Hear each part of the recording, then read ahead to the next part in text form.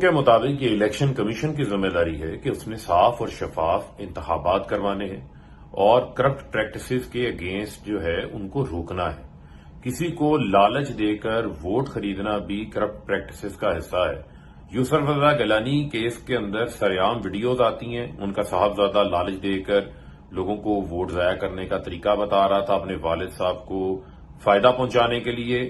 Election commission اس کے اوپر کوئی نوٹس نہیں لیتا۔ ٹی وی پر خبریں بار بار چلنے کے باوجود ہمیں پی ٹی آئی کو اس کے اندر پٹیشن لے کے جانا پڑتی ہے اور بڑی تگودو کے بعد وہ کیس سنا جاتا ہے۔ 1 سال تک کیس کی ہیئرنگ ہوتی ہے۔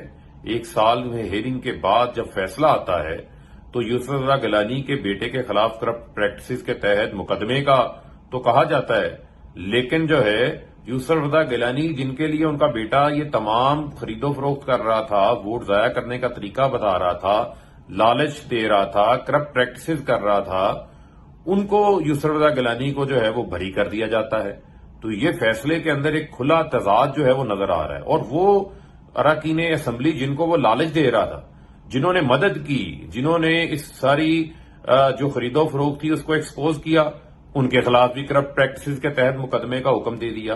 تو جناب یہ بات ملحوظ خاطر رکھیں، یہ ویڈیوز کوئی اور سامنے نہیں لے کر آیا تھا، یہ ویڈیوز وہی ممبران سامنے لے کر آئے تھے۔ انہوں نے آپ کی مدد کی، انہوں نے کرپٹ پریکٹسز روکنے کے لیے آپ کو ایک مواد فراہم کیا، آپ نے جو ہے ان کے خلاف بھی فیصلہ دے دیا۔ تو یہ ایک بیلنسنگ ایکٹ جو ہے وہ کیا گیا، اور ڈسکا میں تو ساری رات جاگ کے نوٹس لیے، اور آپ نے فوری انتخابات کا بھی کہہ دیا۔